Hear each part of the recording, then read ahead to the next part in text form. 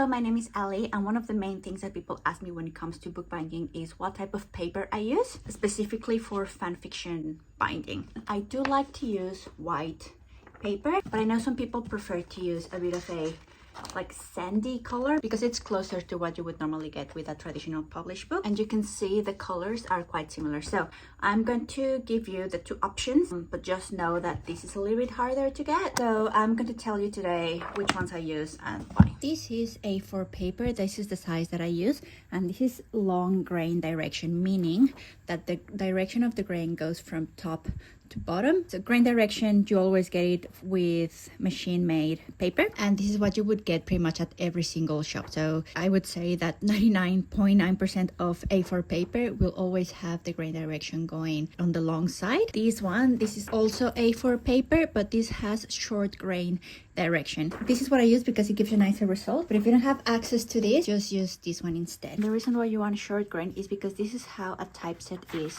printed, and then you're gonna fold it like so. So you're folding the way the grain direction goes, because otherwise if this was long grain, I would be folding against the grain direction, and these will become your signatures, and then what you sew, what gets turned into your physical copy.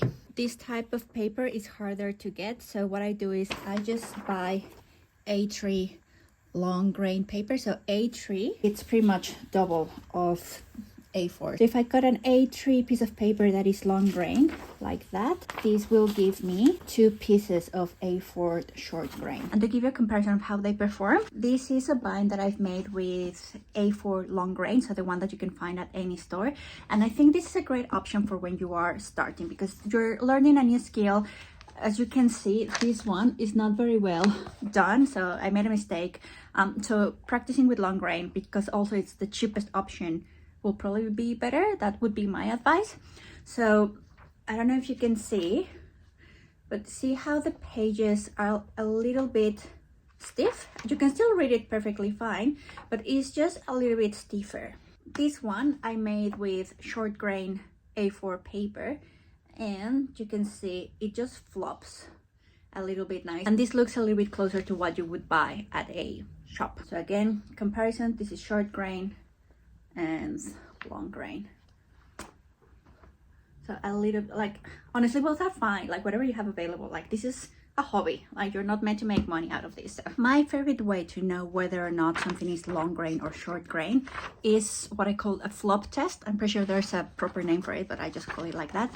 So if you just take the page on the edges, just hold it with your finger, it flops a lot better like that naturally than if I just do it like that. You see, it's like it has a lot more give if I do it this way. You can try to like bend it a little bit just with your fingers, and there's a lot more resistance on this side. I mean, obviously you cannot feel it, but you will know what I'm talking about once you feel it.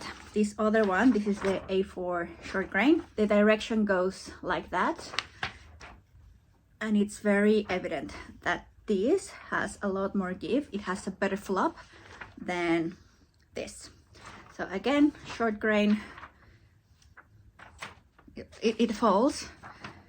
This one doesn't. This is the long grain. With thicker paper, the flop test might be a little bit harder to know, like to feel, especially for like your end papers.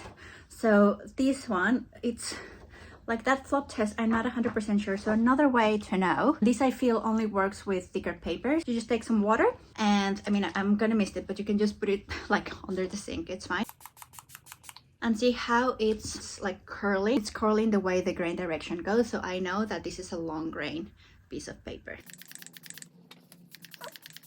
It just curls like that, so the grain direction goes like that. And lastly, this is actually a very common way to know, but I always think I mess it up. And this is an example with the A4 long grain. I'm gonna tear it like that, so this should give me a very straight tear.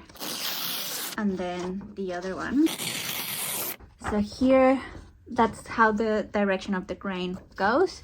So you can see maybe even on the back, like there's minimal tear with like the fibers, I guess. And then this one, which is against the grain direction, you can see like it's quite uneven.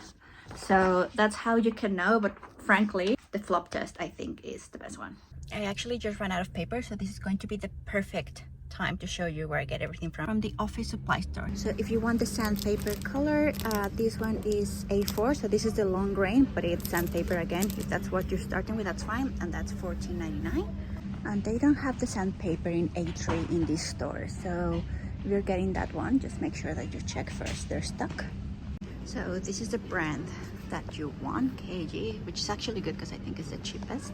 And I just get the A3 paper, and that is $16.95. And also this other brand in Australia, AA, the A3 size paper is also long grain. If you only have access to short grain A3 paper, then you can still use it, but you would have to cut it. Instead of cutting it in half, you would have to cut it like so. So the grain direction goes this way, and that way you have A4 short grain paper.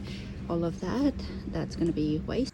And now I'm gonna take my A3 paper. You can get this stream at the store. A lot of stores offer that service, so maybe ask them if you don't have a guillotine, because that's what I used to do. I used to take them to Office Works to get it cut, until one day they completely butchered it, so I stopped, and that's when I got this one. And now I'm going to cut it. Now I have short grain A4 paper. That is the end of this video. I hope you found it useful, and if you did, I would love if you could like and follow. That would help a lot to my channel, and I will see you later. Bye.